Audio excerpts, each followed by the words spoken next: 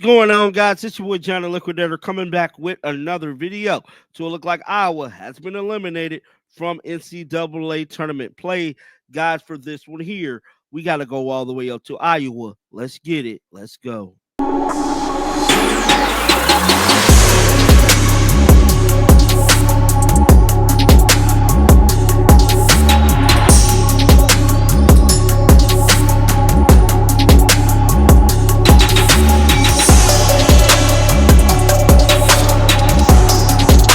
It was a tough battle today in the NCAA tournament with the Iowa women's basketball team. They just could not find their way as they fell short 96-62 going up against number 3 ranked Oklahoma. I'm telling you right now, turnovers and questionable play calling is pretty much the ultimate reason why they lost this game. Now, some could debate that the referees played a factor. I feel like they did and they didn't, because at the end of the day, you got to show up ready to play, man. Lucy Olsen definitely showed up in her final game in the Iowa uniform, bro. She had over 20 points in over 34 minutes of play. And yeah, dog, this one right here is definitely, sad. Then we got Hannah. She showed up. She had 10 points in 28 minutes, but you don't want to see stuff like this. Sydney played 31 minutes. She had 0 points, 9 rebounds, and 5 assists. You just cannot have that off one of your guards, bro. Then we have another Taylor. Taylor played 22 minutes and only had 3 points. You just cannot have that in NCAA tournament play. Now, Jensen was pretty vocal at the conclusion of this game. With all that being said, let's roll the footage, man. That we played wasn't how we have been playing, but credit a really good Oklahoma team. But I hope what people will remember about this season is what these young women did with probably one of the most difficult, rebuilding or reloading jobs.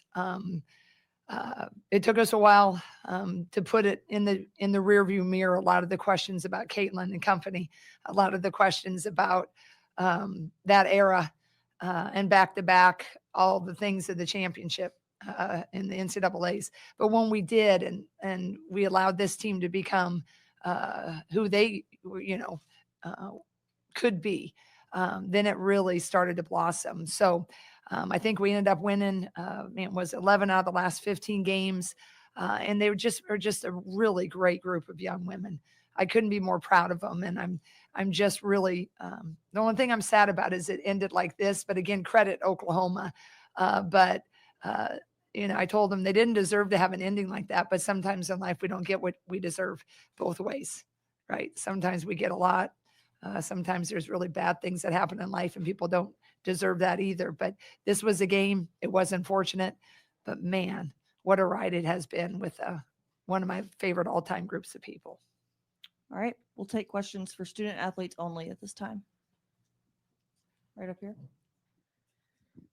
Yeah, to either the players, Jeff Linder, Cedar Rapids Gazette. How do you explain the rebounding margin? It was not pretty.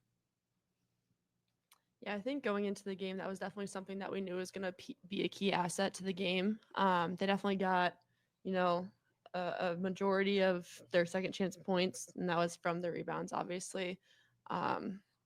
They did a great job at positioning. We probably could have done a little better, but we definitely knew going into the game that their box outs and rebounds were going to be really important. Right. For either of you two, Elliot Clough, Hawkeye Beacon. It seemed like this game was maybe a little bit more physical than what you guys are used to. Do I have that read correct? And did that affect the rebounding margin? I think we practiced pretty physical. Our guys got us ready for it. I think we could have stepped up a little better. But yeah, they're a strong team. I think we just should have rebounded better. For Kylie, you had 14 points. 5 of them came in the third quarter, which was where a lot of the damage by Oklahoma was done. Especially with you returning for a 5th year, how does it kind of feel that like you're someone who's still able to like step up, create those opportunities for your team, even if the odds just aren't great for you guys and maybe the team's falling behind a little bit? Yeah, I think in the third quarter we felt like there was a lot of momentum going our way in those first couple minutes, and that's kind of where I felt a little bit of confidence. I mean, the girls that I'm with on the floor always instill confidence in me, and I instill confidence in them. And it's, I mean, every single year that I've played here, it's the same. I mean, it's just the way the culture is, and I'm very grateful for that.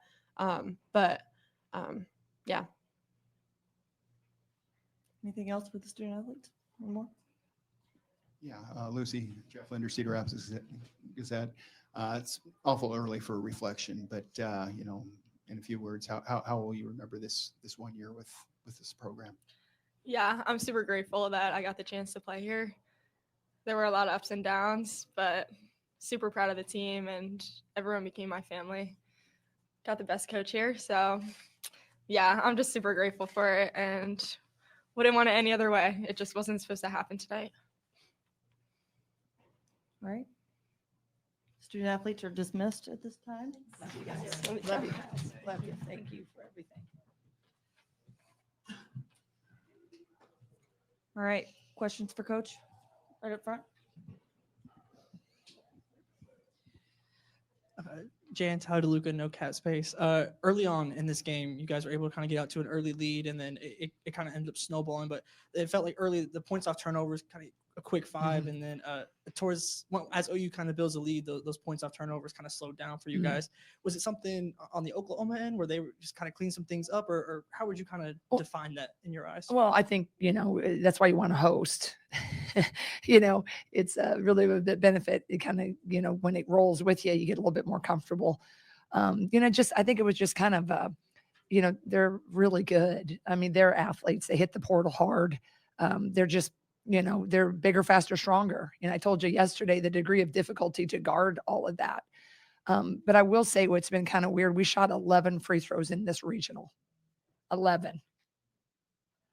27 free throws to our 7 today. Oklahoma, they're going to win. But I mean, that just is when it's called like that.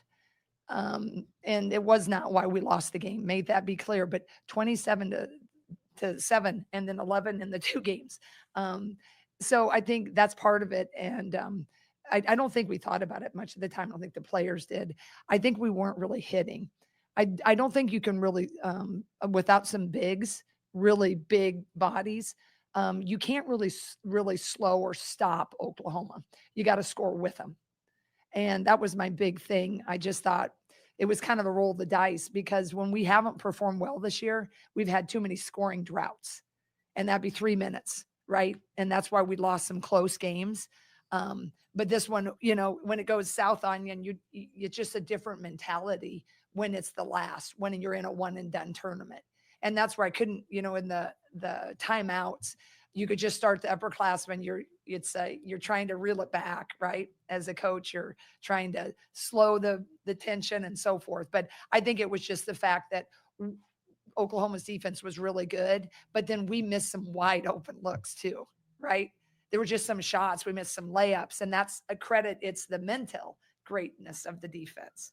But I just think to win on the road in an NCAA tournament on someone's home court, you got to really hit, and the game's got to be called a way that you're going to get to the line a little more. Yeah. Jan, Elliott Clough, Hawkeye Beacon. Mhm. The intentional foul, first of all, did you get an explanation for that? And secondly, did you feel like that was where that momentum really went into Oklahoma's favor? I did. I mean, I didn't have a chance to see it. I just asked some unbiased people at the scores table, and I don't know if they were NCAA or one was in Oklahoma. And I just said, "What's your gut on that?" They're like, "We're a little surprised it got upgraded," And I felt like it was, but I have to see it again. It's not one thing, but that was a 5-point swing at the wrong time. I'm curious to take a poll of hands. Did anybody see it? Did it look like Hannah intentionally did that? I don't think so. But you know what? We need to make more shots. But I just thought that was kind of a weird thing. And I think that was one of the big swing of the game. And when you swing it like that, and then they capitalize, I think she missed a free throw, right? And then they hit a 3 or something out of it. But I think our players were pretty frustrated, that just was like, I was trying to calm them down, but Yeah, I thought that was a big swing of the game. Back left. Jack Birmingham, Daily Iowan. Jen, it's crazy, but it's been probably 4 or 5 months since the media day where, you were answering all those questions about Caitlin. You were talking about Lucy as like one of the best mid-range players you've seen. And, she's certainly had a crazy season, ups and downs with the team. But overall, just kind of what's your impression of her? Like, even though she only got a year here, but it was, part of such a transitional rebuilding year. Yeah. I think if she could have had 2 years here, we probably would see her percentage go a little bit up. She had to learn so much of our system. And obviously, I believe the Big Ten is so much different than the Big East, and the Big East and the Big Ten are so much different than the SEC. So I think just, she had to learn and cram so much in, and then also leading. But she did with so much resiliency and so much positivity. I just feel really badly for, they're just a really great group of young women that have poured their heart and souls into it. And, just talked about it's kind of just a lesson in life. I mean, it doesn't guarantee all your hard work and all your resiliency. Some days you just pick the wrong day, the bad day to have a bad day, right? But Lucy Olsen, we aren't here without Lucy Olsen. And I just hope that she always feels so proud of that. And I think she enjoyed her experience. I think the ups and the downs are going to help shape her. But we are not here without Lucy. And, she'll always be part of my life and always be a part of hers. All of them. Yeah. Coach Kate Dahlhauser, OU Daily. Despite the ending of this season, how do you feel this season went as your first time as head coach? I think it's really a huge success. I really do. I mean, I know it's hard to say here. I mean, I feel really badly about the loss, but, taking over for a couple of icons, is what I always wanted to do. And I'm so grateful for everything I was a part of. But when you get into I knew it would be hard to take it over. But the knowing and the going through were two different things. Lots of shadows looming. And just how the players, they had to really understand that too, and grow and morph. And we had a lot of resiliency. We lost a lot of close games. Really, we never let a game get away from us this whole year until now. We played Tennessee. We played Maryland. Certainly OU is really, really good. But this was the first time where I just really thought it went off the rails. Just mentally, you could sense it. But I really think it's because they loved it so much and they didn't want it to be over. And when you really love something, I mean, you think about a good book or a good movie you're watching, aren't you just disappointed when it's about, you know what happened in the book and you got a page and a half left and it's got to end, even though you really know? That's what it feels like in this game. It just all of a sudden you're like, I don't really like that ending. But then what's even worse than the ending of the book, it's the ending of their careers. It's the ending of a season. And that's the brilliance of sport. The exhilaration if you're the Oklahoma Sooners, right? But when you're the losers, right, there's only going to be one. At some point, there's only one in this March Madness. And so when I think back on that, they were so amazing. They got here. I mean, we had a 5-game losing streak, and it wasn't looking good that, we were going to go anywhere but the NIT. So then to get a 6 seed and, have a respectable, respect of the committee. Yeah, I am really proud of the year. I'm not proud of how we were today, but I'm going to credit Oklahoma. They did a heck of a job. We've got time for one more in the back.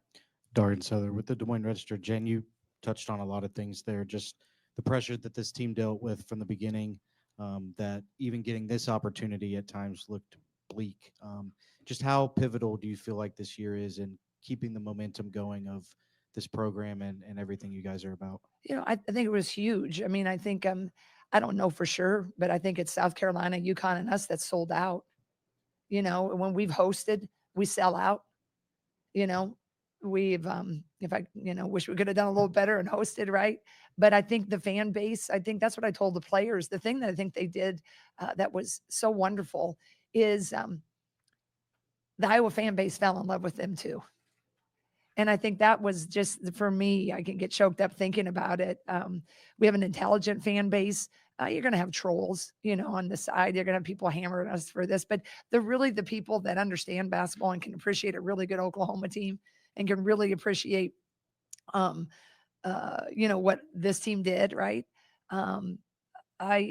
I feel like it was pivotal. I think they see the hope, right? We have an incredible freshman class coming in, hopefully with some portal action. I think it's clear when you have portal wins, right?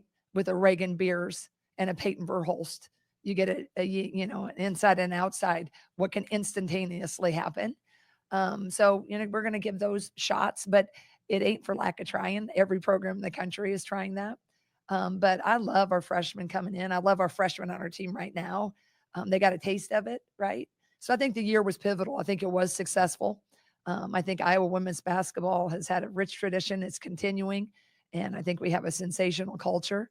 And I'd like to think that at the end of the day, with all the money that has instantaneously rebuilt programs, I'm hoping that someday that culture, it won't come down just to those dollar signs, and people will start to realize that you can wait till you're later in life to chase the money. But try to find a place that you're going to grow and going to really love the people you're playing with. And I just think that's where we're going to all be in a weird juxtaposition now. Used to be people asked when they came and they'd ask about academics, and they'd kind of want to know where they're living. And now the questions all of us are getting are, they're not around that, right? So I'm hopeful that this team continue that joy and that culture, and we'll keep attracting to it. Thank you, Coach. Thanks so much for covering women's sports. Appreciate it.